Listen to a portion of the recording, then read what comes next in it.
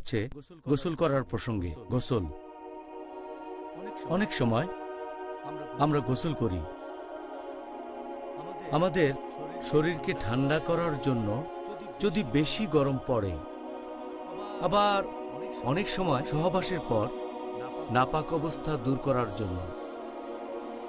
এখন আমাদের গোসল করার অনুমতি আছে রোজা রাখা অবস্থায়? আলহামদুলিল্লাহ, ওয়াসসালাতু ওয়াসসালাম আলা রাসূলিল্লাহ ওয়া আলা আলিহি ওয়া সাহবিহি আজমাইন, আম্মা বাদ। আউযু বিল্লাহি মিনাশ শাইতানির রাজীম। বিসমিল্লাহির রহমানির রহিম। রব্বি ইশরাহ লি সাদরি ওয়া ইয়াসসির লি আমরি ওয়াহলুল উকদাতাম মিন লিসানি ইয়াফকাহু কওলি।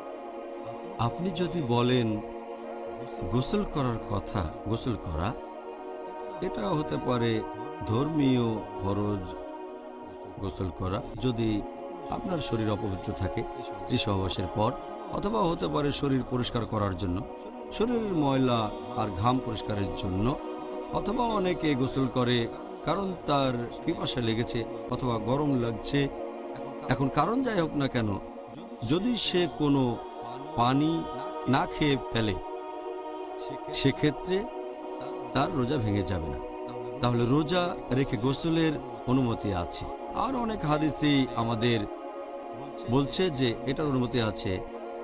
এটা উল্লেখ করা হয়েছে সেই বুখারীতে খণ্ড নম্বর 3, বুক অব ফাস্টিং, হাদিস নাম্বার 1926, যে আয়েশা রাদিয়াল্লাহু আনহা তিনি বলেছেন যে আমাদের নবী ঘুম থেকে উঠলেন, তিনি রাতে সহবাস করেছিলেন, তখন তিনি জানাব অবস্থায় ছিলেন, তিনি রোজাও ছিলেন।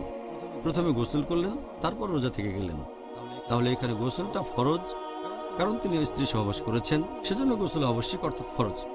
এছাড়াও এটার উল্লেখ আছে সুনান আবু দাউদ খণ্ড নম্বর 2, বুক অব ফাস্টিং, হাদিস নাম্বার 2359। হযরত আবু বকর রাদিয়াল্লাহু আনহু তিনি বলেছেন যে তিনি এক লোককে বলতে শুনেছেন যে নবী যখন আল আরজে গিয়েছিলেন তখন রোজা ছিলেন তিনি, এবং নিজের মাথায় পানি ঢাললেন, কারণ তৃষ্ণার্ত ছিলেন অথবা খুব গরম লাগছিল। তাহলে আপনার পিপাসা পেলে অথবা গরম লাগলে মাথায় পানি ঢালতে পারেন, আপনিও গোসল করতে পারেন রোজা থাকা অবস্থায়। এছাড়াও আরেকটা হাদিসে আছে সহিহ বুখারীতে খণ্ড নম্বর 3, বুক অব ফাস্টিং, অধ্যায় নম্বর 25, ইবনে ওমর রাদিয়াল্লাহু আনহু তিনি পোশাক পানিতে ভিজিয়ে নিয়ে তারপর পড়লেন। এই একই অধ্যায়ে সহিহ বুখারী খণ্ড নম্বর 3, বুক অব ফাস্টিং, অধ্যায় নম্বর 25 বলা হয়েছে যে আনাস রাদিয়াল্লাহু আনহু তিনি বলেছেন যে রোজা থাকা অবস্থায় তিনি এক গামলা পানিতে বসে থাকতেন।